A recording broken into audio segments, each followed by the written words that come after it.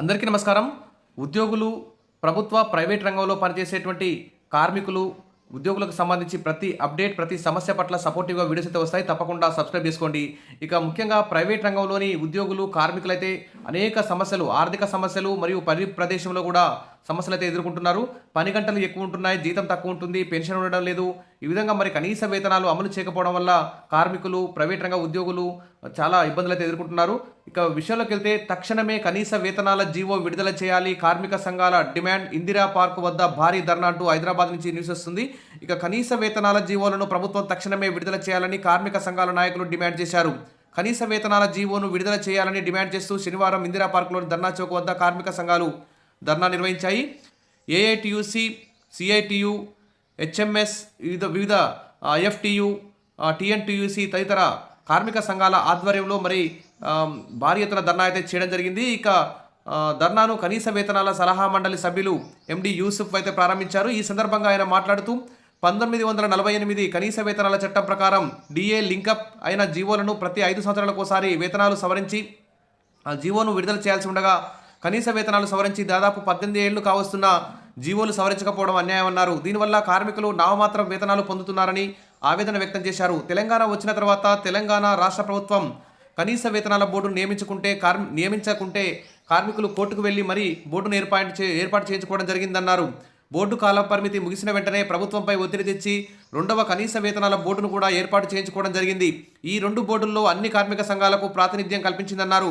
ఈ 2 బోర్డుల కాల పరిధిలో అన్ని కార్మిక సంఘాలు కలిసి శాస్త్రీయ పద్ధతిలో 1948 కనీస వేతనాల చట్ట పరిధిలోకి కనీస వేతనాలు ఎలా ఉండాలనే అంశాలను చర్చించి 2017లో లేబర్ కమిషన్కు నివేదించగా 2019లో బోర్డు సలహాలతో కూడిన నివేదికను ప్రభుత్వానికి పంపించారన్నారు.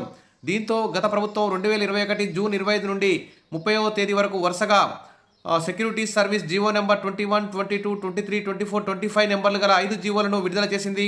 కానీ వాటిని గెజిట్ రూపంలో విడుదల చేయకపోవడం, అమలుకు నోచుకోవడం లేదని చెప్పేసి అన్నారు.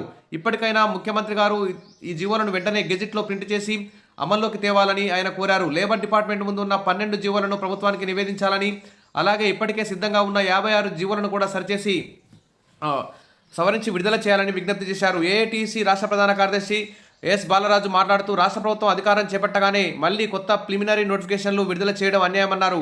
ఒకసారి నోటిఫికేషన్ అయిన అంశంపై ఇంకొకసారి నోటిఫికేషన్ జారీ చేయడం వీలు కాదని, 2వసారి జారీ చేసిన నోటిఫికేషన్లను వెంటనే రద్దు చేసి గతంలో వేసిన 2 కనీస వేతన బోర్డుల సిఫార్సుల ఆధారంగా జీవోలను విడుదల చేయాలని కోరారు. ఈ ధర్నాలో సిఐటియు, ఇతర ఏఐటియుసి, ఐఎన్టీయూసి, హెచ్ఎంఎస్ ఈ విధంగా అన్ని రకాల కార్మిక సంఘాల నాయకులైతే పాల్గొనడం జరిగింది. సరే, ఏది ఏమైనా కేంద్ర ప్రభుత్వం కూడా కనీస వేతనం 32,000గా నిర్ణయించింది. మరి 26,000 ఎక్కువ స్కిల్ ఉన్న వారికి 32,000, మీడియం స్కిల్ ఉన్న వారికి 26,000, ఈ విధంగా 3 రకాలుగా కనీస వేతనాలు కేంద్ర ప్రభుత్వం నిర్ణయించడం జరిగింది. మరి హైకోర్టులు, సుప్రీంకోర్టులు కూడా కనీస వేతనాలు ఇవ్వాలి, సమాన పనికి సమాన వేతనం ఇవ్వాలి, తగిన పెన్షన్, గ్రాట్యుటీ ఇవన్నీ కూడా కల్పించాలని చెప్పేసి హైకోర్టు, సుప్రీంకోర్టు కూడా మరి తీర్పులు అయితే ఇస్తున్నాయి. మరి కేంద్ర రాష్ట్ర ప్రభుత్వాలు ఈ విషయంలో పట్టించుకొని తక్షణమే కనీస వేతనాల జీవోలు విడుదల చేయాలి. ఇక అంగన్వాడీ టీచర్లు, ఆశా కార్యకర్తలు, ఆయాలు, కాంట్రాక్ట్ అవుట్సోర్సింగ్ ఉద్యోగులు చాలామంది మరి ఈ కనీస వేతనాల సమస్యతో అయితే ఎదుర్కొంటున్నారు. కాబట్టి కనీస వేతనాల జీవో విడుదల చేసి అన్ని రంగాల్లో పనిచేస్తున్నటువంటి కనీస వేతనం ఎవరికైతే లేదో వారందరికీ కూడా కనీస వేతనాలు అమలయ్యే విధంగా చూడాలని చెప్పేసి కోరుతున్నారు. Wish all the best. మరిన్ని అప్డేట్స్ కోసం మన ఛానల్ని ఫాలో అవుతుండండి. వీడియోస్ అయితే లైక్ చేస్తూ ఉండండి. Thank you.